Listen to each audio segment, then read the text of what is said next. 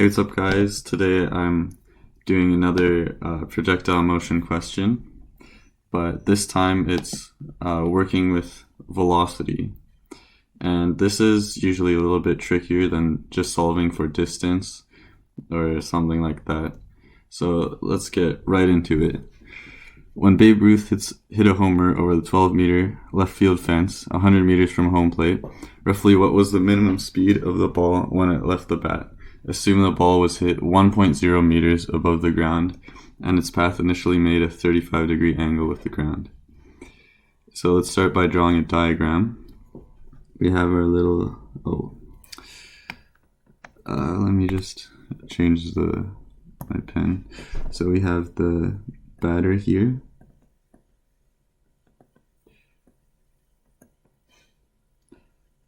That's a baseball bat.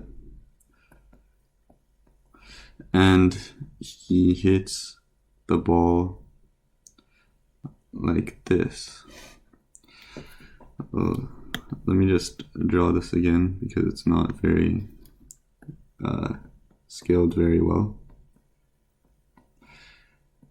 So he hits the ball from 1.0 meters high, and then it ends off the fence.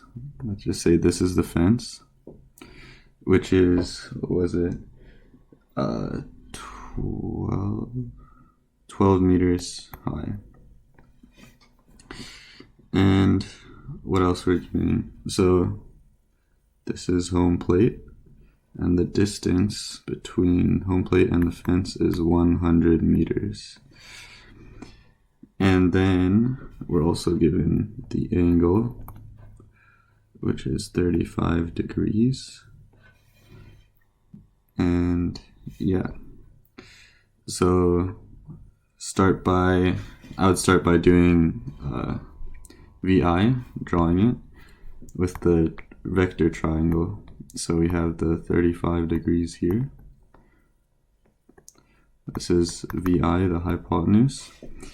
And we don't have any values for the sides, but we can still put them in terms of VI, which will help us later. So this vertical one is VI sine 35. This is VI cosine 35.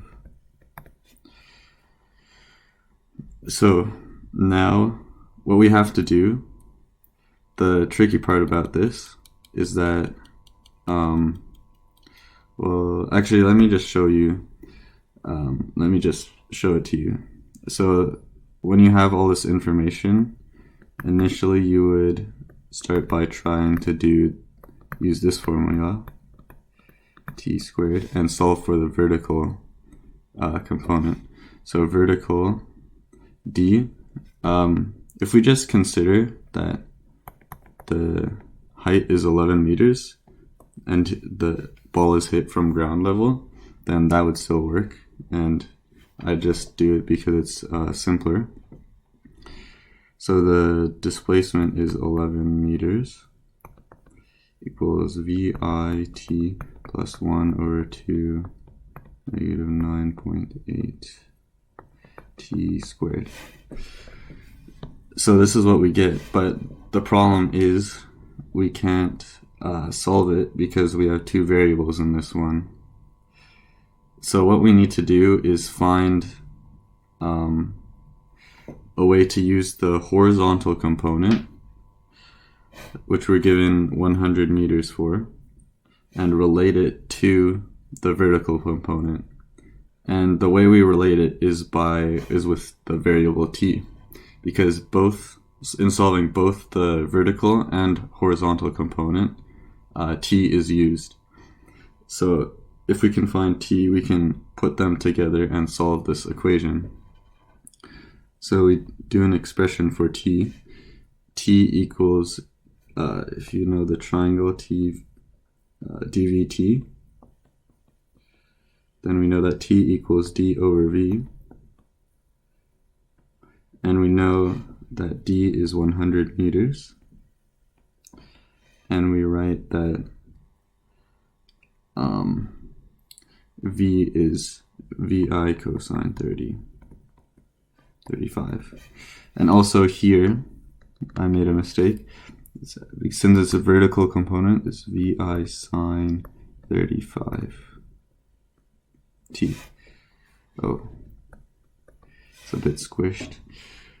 And now, what we have to do is just substitute this expression in for the t, the two t's that are in here. And then from that, we can solve the equation.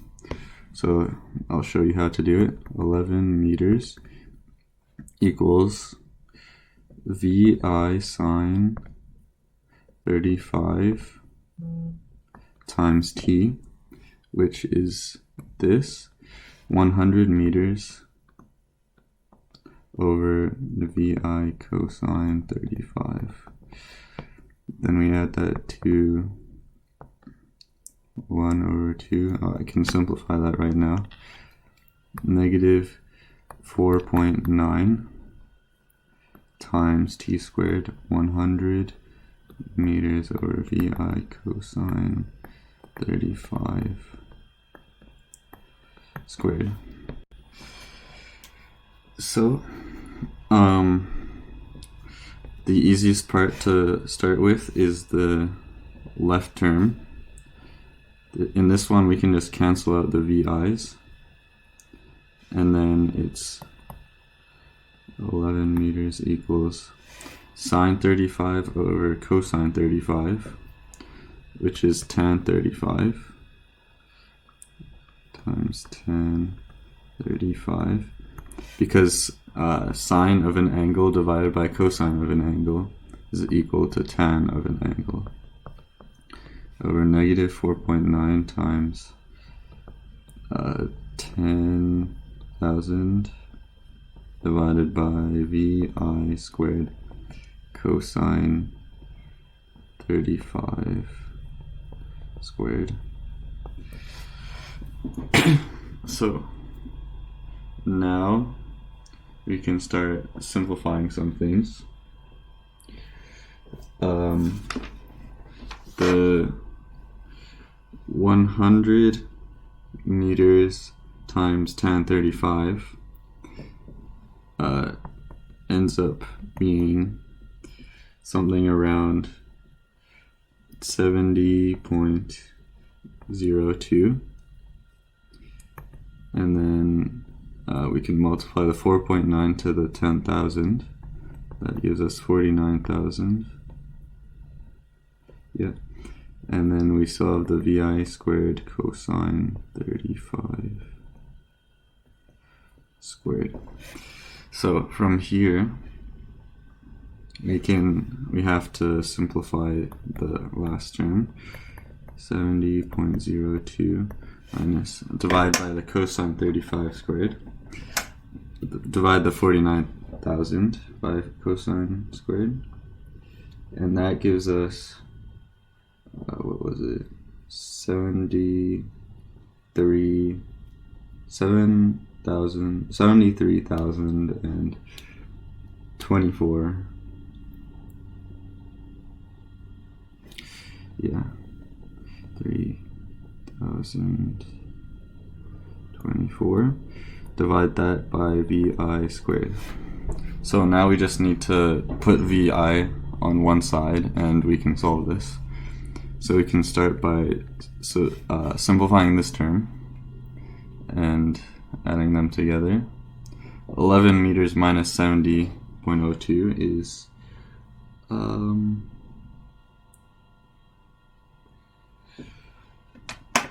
me just get out my calculator.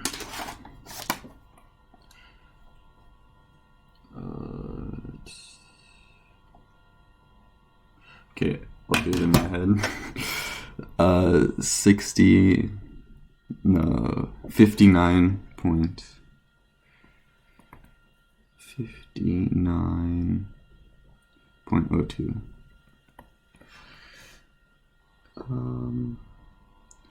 Yeah, I think that's it.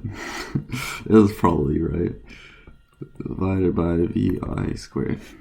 So now we just multiply by the VI, cross multiply, and then also divide, at the same time divide both sides by 59.02. So then we get vi squared equals, and yeah, we can simplify this in this step as well.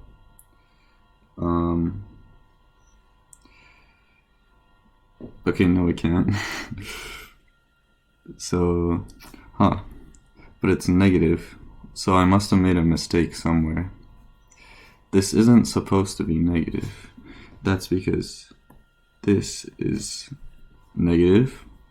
So we divide the negative 73,000 divided by the negative 59. So we get a positive. And that way when we square root the vi squared, we get a positive, we don't square root a negative number. So 73.024 divided by 59.02. Square root this. Then we can get what vi is equal to. And you should get 35 meters per second. If you round it to 2 sig figs, which you should, because we were given 12 meters, 1.0 meters, so it's hinting towards 2 sig figs. And yeah, that's our answer, 35 meters per second squared. So you might have noticed that this is, in this question, the ball starts lower than where it ends, and it also has a vertical vi component. So normally the way you'd solve these is with the quadratic formula, but since we're we're solving for vi, in this step right here, you see the vi, the vi term cancels out. So in the end, we don't have to use the quadratic formula when solving this. But usually in these questions where we're solving for something else like range or vertical displacement, then we will have to use the quadratic formula. So this is a special case. That's what sets this apart from the other projectile motion questions. And yeah, that's about it. Let me know if you have any other questions you'd like me to solve. Thanks for watching.